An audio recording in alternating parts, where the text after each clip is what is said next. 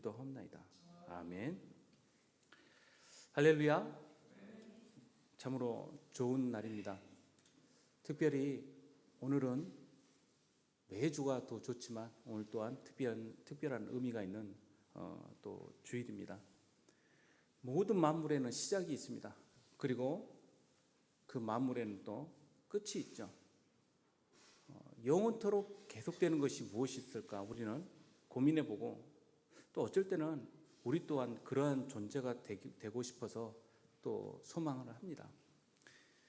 우리는 분명히 기억해야 될 것은 이 모든 만물의 시작과 끝은 오직 우리 주님이시라는 것입니다. 그래서 성경에서는 우리 주님께서 알파요 오메가라고 말씀을 하고 계십니다. 매 한 해의 시작과 끝을 우리는 생각을 해봅니다. 시작이 올 때는 아무래도 기대를 하는 마음이 있고요, 끝이 오면 아쉬워하는 마음을 갖게 됩니다. 이제 12월이 시작이 되었고 많은 분들이 막년회랄지 또 송년회랄지 여러 가지로 바쁜 그 달을 보내게 됩니다. 사람들이 모여서 한 해를 마무리한다고 모임들을 많이 갖지요. 교회력으로는 어떻습니까? 지난주에 저희가 말씀드린 것처럼 세상은 이제 끝을 향하여 가고 있지만 우리에게는 이미 새로운 시작입니다. 교회력은 주님이 부활하신 이 주일을 기점으로 해서 매주일 반복되는 주간의 주기와 부활절을 중심으로 1년 단위로 반복되어지는 연간주기로 이어지는데, 이 연간주기의 시작이 바로 대림절이라 할 수 있겠습니다.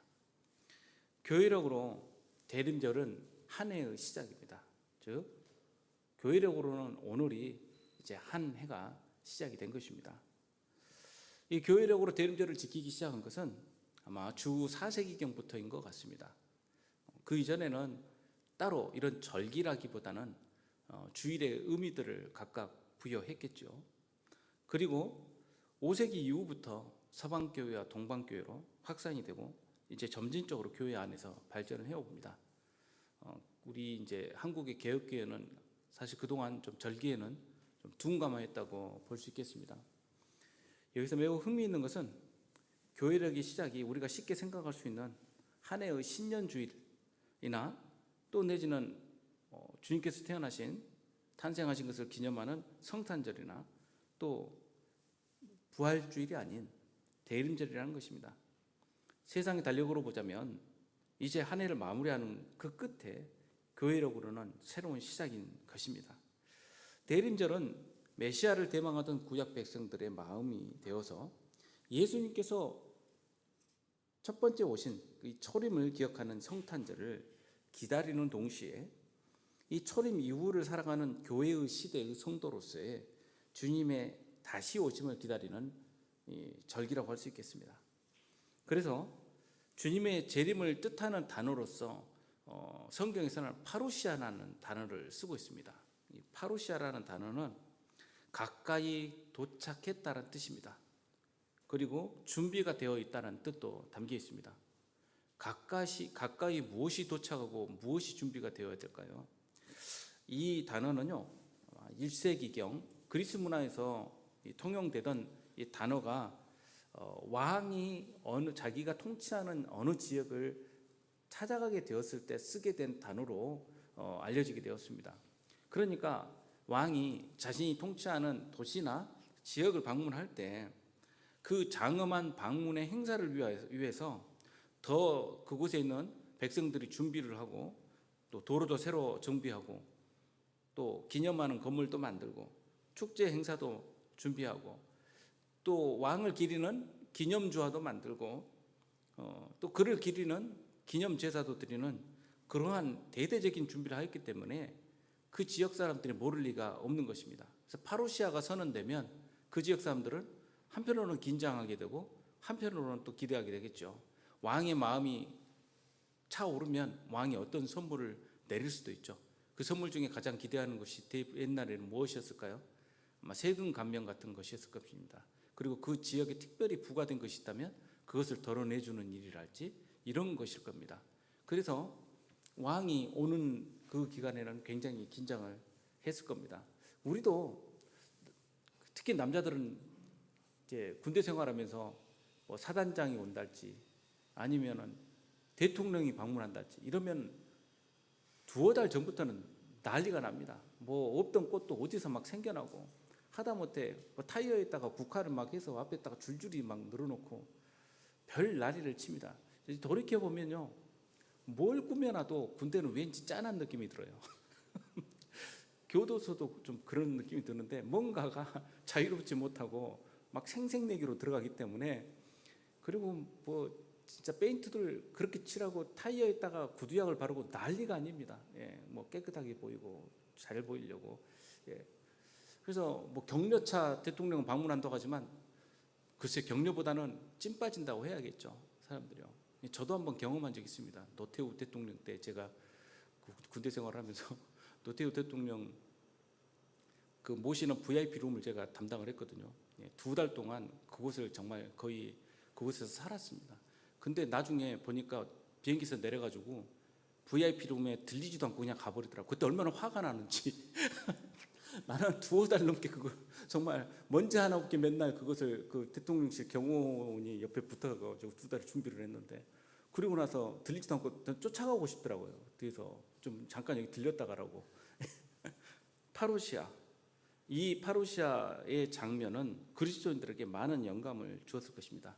로마 황제가 파루시아를 선언하면서 그 지역을 방문했을 때 그 웅장한 모습과 사람들의 기대감, 이 파루시아라는 그 의미 가운데서 그리스도의 오심을 기억하고 또 삶에서 적용하기 위하여 이 용어가 차용되었다는 것을 보게 되는데, 약 신약 성경에서는 24회 정도 사용된 것을 제가 찾아볼 수 있었습니다. 이 파루시아의 파생어는 그 뒤에는 그 라틴어로 어드벤투스라는 단어로 이어지게 됩니다. 이게 꼭 파루시아라는 뜻이죠. 도래하다. 그리고 이 도래를 위해서 또 준비하다. 이런 뜻이 이 안에 담겨 있는 것입니다. 라틴어에서 시간 개념을 보여주는 그 단어들이 있습니다. 제가 너무 이런 단어들을 갖고 아는 티를 내려고 하는 것이 아니라요. 그 뜻을 이렇게 이어져서 적용되는 의미가 우리들에게 어떤 새로운 그 생각들을 부여할 수 있기 때문이죠. 우리들이 영어로도 그 접하는 미래라는 단어는 future 아닙니까? 이게 이제 futu라라는 라틴어에서 이어진 것인데요. 과거에서 현재 그리고 시간의 방향이 미래로 갈 때 이 단어가 쓰여지게 됩니다. 그러니까 앞을 보고 쭉 나가는 단어가 바로 이 시간의 개념에서 나오는 중요한 단어죠. 또 하나는 방금 전에 우리가 아래로 내려오는 도래예요. 그러니까 시간의 방향이 역순인 것이죠. 세상은 알지 못하는 미래를 향하여 우리 기다리면서 부여안고 끌어오고, 그리고 또 그 도래 역순으로 거슬러 올라간다는 것이 주는 약속인 것입니다. 오신 주님, 이미 오신 주님과 앞으로 오실 주님 사이에 시간에 놓여 있는 것이 바로 오늘날 우리들의 모습이죠. 미래로부터 오실 주님께서 오늘 바로 나의 삶의 그 현장으로 들어오시고, 지금 내가 머물고 있는 곳이 바로 도적같이 주님이 임하실 곳이라는 종말론적 신앙을 가지고 살아가는 것, 그 모습을 확인하는 시기가 바로 대림절의 시기라 할 수 있겠습니다. 그래서 어떻게 보면 요즘 저희가 아침마다 묵상하고 있는 요한계시록이 굉장히 적절한 말씀의 묵상 본문이라고 할 수 있겠습니다. 그때를 소망하면서 우리들이 마음이 하나님께서 예비하고 계시고 또 계획해 두신 그 날, 우리가 생명책에 기록되어 있는 우리의 이름이 불려질 그 날을 기대하면서 우리가 준비하는 바로 이 절기가 대림절입니다. 역사적이고 우주적인 최후의 종말이라고 한다면 사람들의 반응이 각각 달라집니다. 영화를 보든지 현실이든지 어떤 멸망이라는 단어를 듣게 된다면 많은 사람들에게 공포감과 상실감을 주게 되죠. 그러한 자리를 또 뉴스를 보게 되더라도 우리는 공포스럽게 생각을 합니다. 제가 아침 기도회 때 잠깐 말씀드린 것처럼 저도 방송들을 통해서 그러한 자리들이 현장으로 생중계라는 라이브라는 게 뜨면서 그런 참혹한 인재가 일어나는 것을 볼 때 굉장히 저 마음에도 그런 그 어려움들이 생겨나게 됩니다. 뭐 9.11 때도 그랬습니다. 보면은 CNN에서 보여주는 그 생중계로 그 무역센터가 무너지는 장면을 제가 결혼 바로 한 이틀 정도를 앞두고 그걸 보는데 정말 세상에 이런 일이 벌어질 수가 있을까? 이게 영화에서 재생되는 장면인가? 이런 그 생각들이 들 때가 있었고요. 또 일본에 쓰나미가 일어날 때도 마찬가지로 그 장면을 방송으로 보고 있는 내가 너무도 참 참담하다는 생각이 들던 그 시간이었습니다. 그때 마음에 외치는 소리는 저들은 정말 구원받았을까라는 제 마음에 안타까움이 분명히 있었습니다. 지구 종말은 믿는 그리스도인들에게 어떤 의미를 주게 됩니까? 오늘 본문 마가복음 13장과 병행해서 같은 말씀이 마태복음 24장, 누가복음 21장에 나오고 있습니다. 이 가운데 세상 끝날에 대해서 예수님과 주고받는 대화가 나오고 예수님께서 세상 끝날에 대해서 알려주시는 장면들이죠. 이 장면들은 바로 예루살렘 성전이 마주 보이는 감람산에서 일어난 일입니다. 저는 감람산에 갈 때마다 이 말씀을 기억하게 되고 지금은 자취조차 사라져버린 터만 남아있는 이 성전의 자리를 바라보면서 이 말씀을 떠올리게 됩니다. 그리고 예수님께서 성전을 바라보면서 눈물을 흘리시면서 통곡하신 그 자리에서 성전을 바라보며 예수님께서 오늘날 우리 교회를 바라보시는 그 심정이 이와 같지 않을까라는 생각을 또 해보게 됩니다.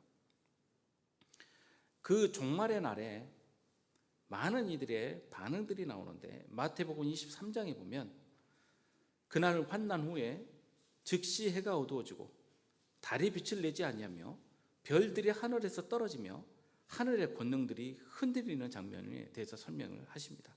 그때 인자의 징조가 하늘에서 보이겠고 그때 땅의 모든 족속들이 통곡하며 그들이 인자가 구름을 타고 능력과 큰 영광으로 오는 것을 보리라. 종말의 때 이제 예수님의 재림의 때 믿지 않는 만국의 족속들이 통곡하며 이 자리에 서게 될 것입니다. 누가복음 21장에서는 사람들의 반응이 또 다른 반응이 나옵니다. 앞서는 통곡하는 장면이었고 누가복음 21장에는 사람들이 세상에 임할 일을 생각하고 무서워함으로 기절하리니 이는 하늘의 권능들이 흔들리겠습니다. 여기서 기절이라는 단어는 심장이 멈춘다는 단어예요. 심장이 멈출 정도의 충격을 받는다는 뜻이죠. 왜 그렇지 않겠습니까? 온 우주의 질서가 다 흔들릴 것이고 주님께서 재림하시는 장면 가운데 그들이 무슨 생각을 갖게 될 것입니까? 그들은 놀라고 두려워할 것입니다. 천체에 큰 변화가 생기고 큰 일이 일어나게 되겠죠. 세상 사람들은 바다가 뒤집어 엎혀지는 것을 보게 될 것이고 세상에 닥칠 일을 보면서 통곡하도 못해서 기절하는 일들이 생겨날 것입니다. 이러한 일이 일어나는 것을 보면 우리가 꼭 잊지 말고 기억해야 될 것이 마가복음 18장 29절에 또 마태복음 23장 33절에 이와 같이 너희가 이런 일을 일어나는 것을 보거든 인자가 가까이 곧 문 앞에 이른 줄 알라라고 말씀하시는 것입니다. 즉 인자의 강림 파루시아가 일어난 줄로 알라는 뜻입니다. 그날 믿지 않는 사람들은 공포와 불안, 좌절과 회한과 원망으로 그 순간을 맞이하게 될 것이지만 믿는 사람들은 그렇지 아니하게 될 것입니다. 여기서 질문을 저는 던질 때가 있었어요. 왜 하나님은 이런 무시무시한 심판을 준비하실까? 그리고 믿지 않는 사람들은 정말 그때 영원한 불구덩이로 들어가야만 할까?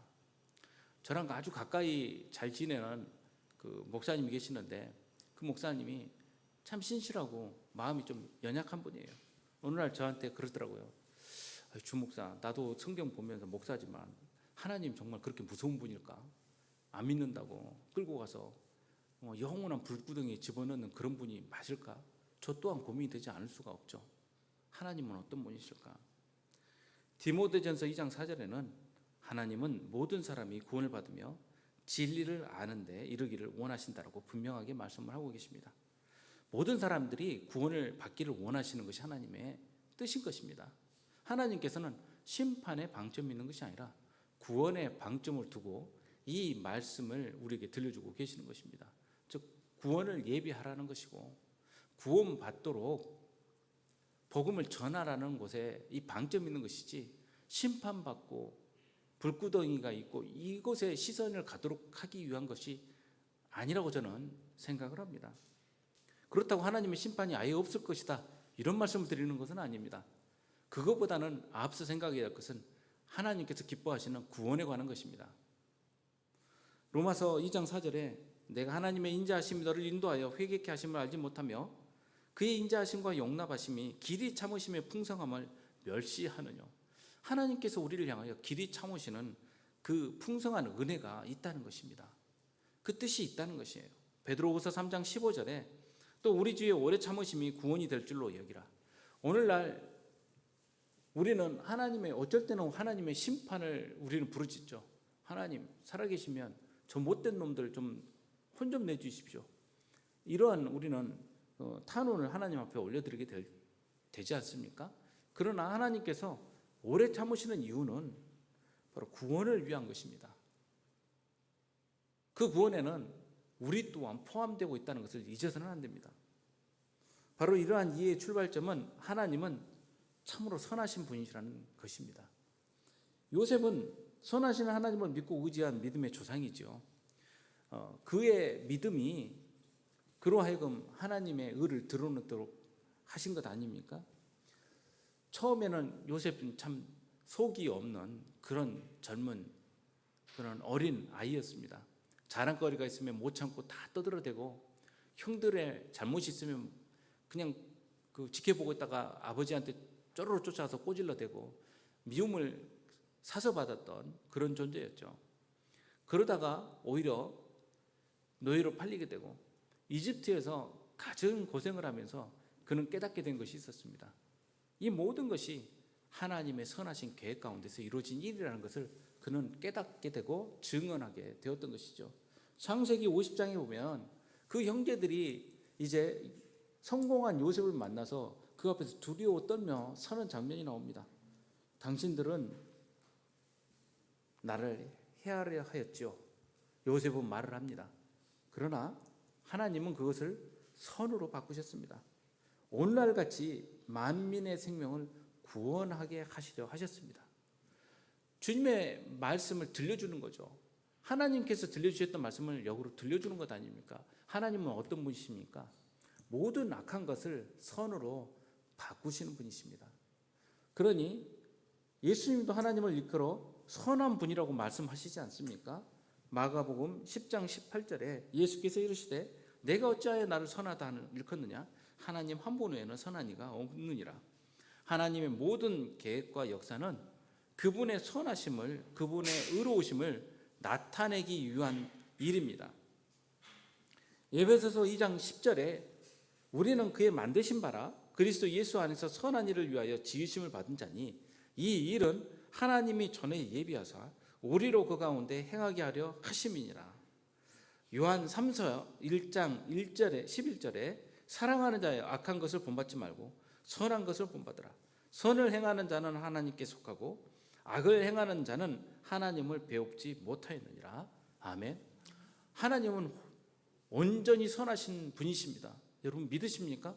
하나님은 선한 계획으로 우리에게 준비하시는 분이세요. 그러하기 때문에 오늘날 우리 안에 있는 어려움들, 고통과 낙심이 소망으로 바뀌는 그런 역사를 우리는 경험하는 것입니다. 마지막 때를 강조하면서 하나님의 무서운 심판만을 강조한다면 그건 뭔가 포인트를 잃고 있는 것입니다. 그것으로 압박한다면 오히려 하나님께서는 더 많은 방법들이 있으셨을 거예요. 그러나 하나님께서는 온전히 선하신 가운데 참고 기다리시고 섬기시면서 우리를 위한 그 계획을 준비해 가셨습니다. 그리고 그 날에 이러한 일을 피할 방도를 내어주시면서 우리에게 돌아오라고 호소하고 계시는 것입니다.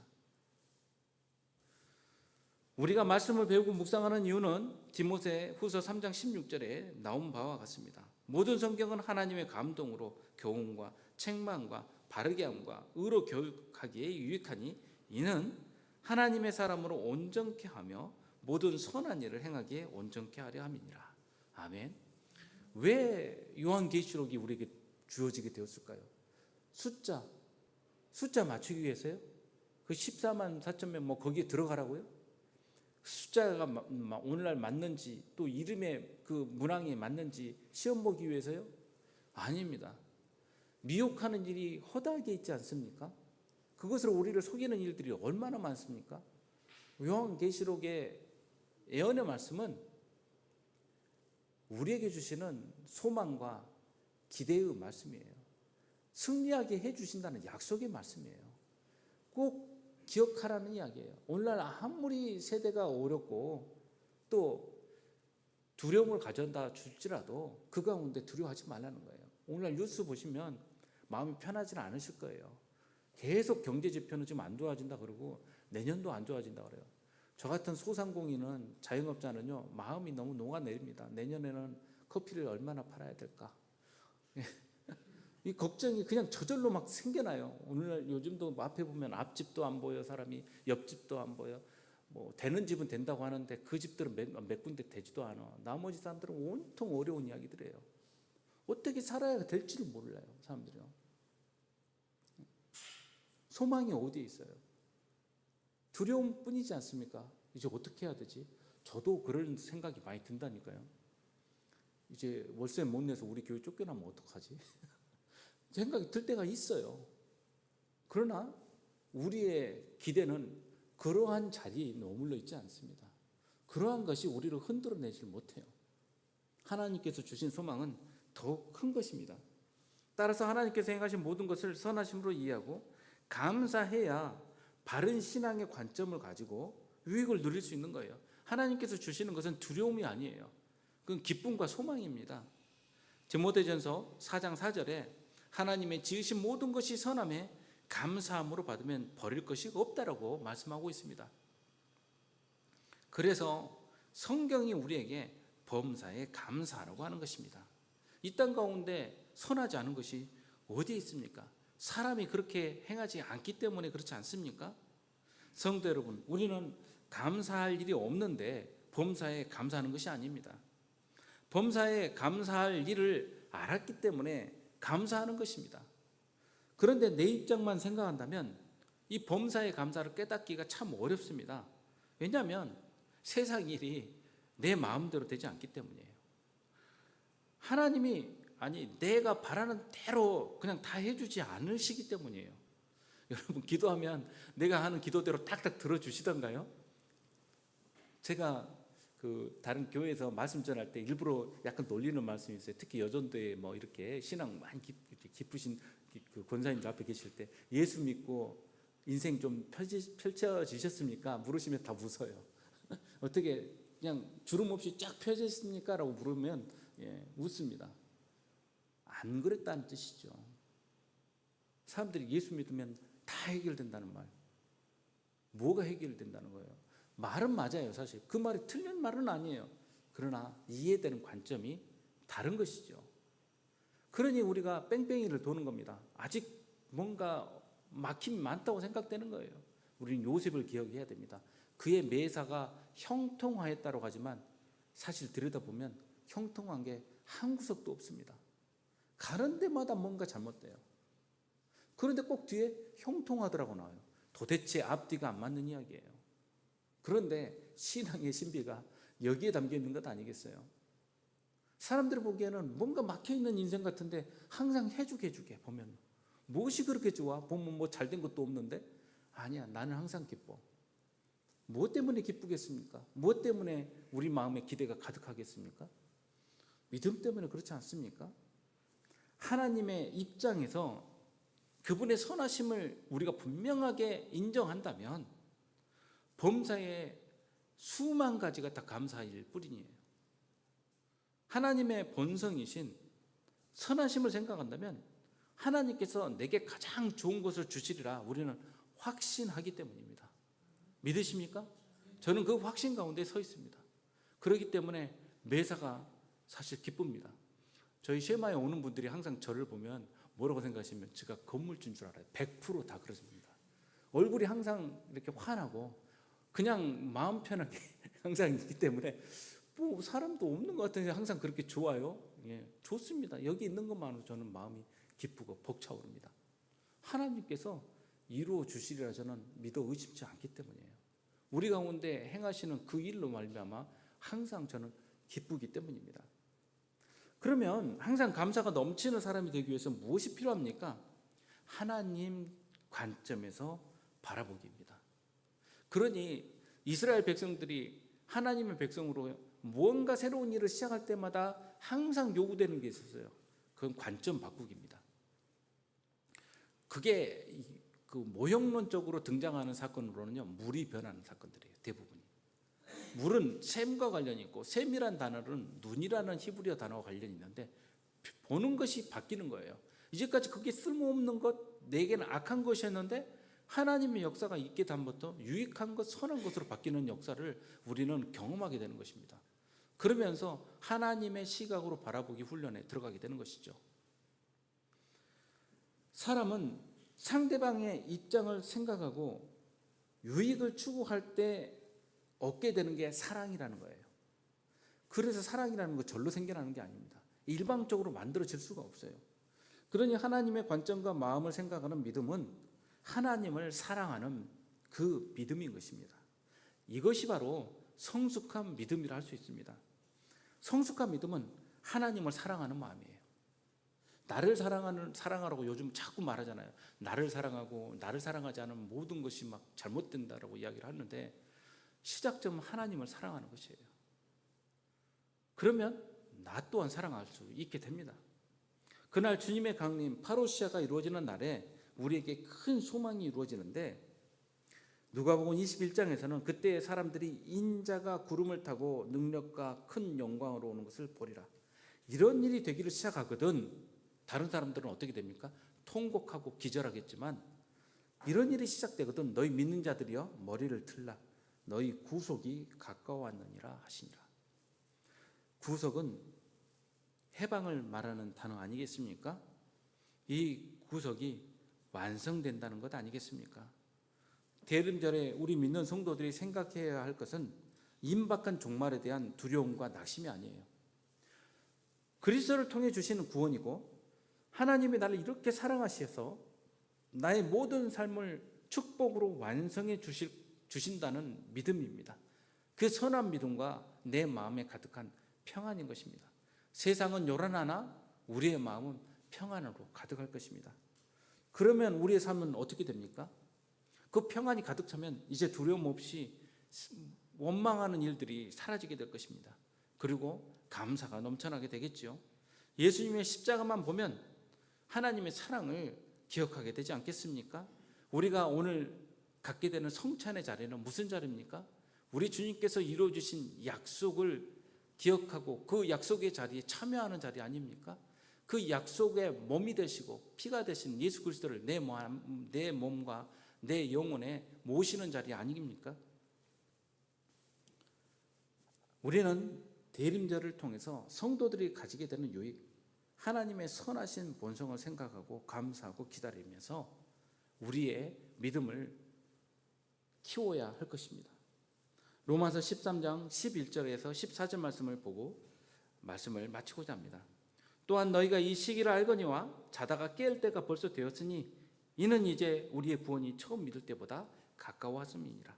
밤이 깊고 낮이 가까웠으니 그러므로 우리가 어둠의 일을 벗고 빛의 갑옷을 입자.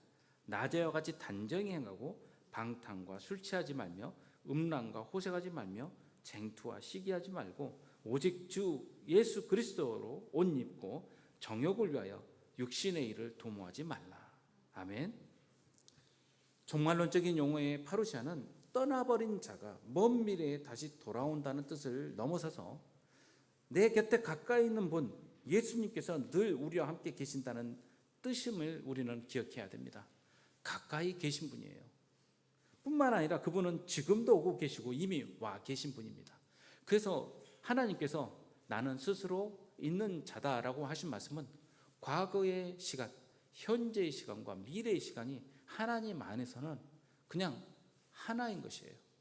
예수님께서도 2000년 전에 십자가에 달리신 예수님, 아니 그보다 먼저 창조 때 이미 하나님과 함께 계신 그 주님께서 현재의 나와 미래에 오실 주님이 함께 이 자리에 현현에 계신 것입니다. 이미 오신 주님의 첫 번째 강림이 가까워온 것처럼 이미 아직 오시지 않은 주님의 마지막 강림 또한 우리 눈앞에 가까워왔다는 것을 알아야 될 것입니다. 이것을 잊지 마십시오. 하나님은 우리를 극히 사랑하시며 항상 가장 좋은 것을 주시는 분이십니다. 대림절 기간 동안 하나님이 주신 축복을 세어보며 하나님께 감사를 드리십시오. 혹시 받은 축복이 적은 것 같으면 하나님의 선하신 본성을 더 생각해 보십시오. 그러면 선하신 하나님의 역사 가운데 우리의 축복을 발견하며 범사에 감사가 넘치는 그러한 삶을 우리가 누리게 될 줄로 믿습니다. 세상의 논리와 무분별한 의혹에 흔들리지 마십시오. 믿음은 우리를 살리고 기쁨은 우리를 변화시킵니다. 선하신 하나님을 믿고 의지하여 우리의 삶을 축복과 찬양이 넘치도록 하는 우리 성도님들 되시기를 주님의 이름으로 축복합니다. 함께 기도하겠습니다. 아버지 하나님, 우리는 그 날을 기대합니다. 이미 오신 주님, 우리와 함께 계신 주님과 더불어 이제 오실 주님을 소망합니다. 그 소망 가운데 선하신 하나님을 생각하고 우리 삶 가운데 이루시는 하나님의 선하신 뜻을 감사하는 저희들 되게 하여 주옵소서. 감사드리며 예수님의 이름으로 기도하옵나이다.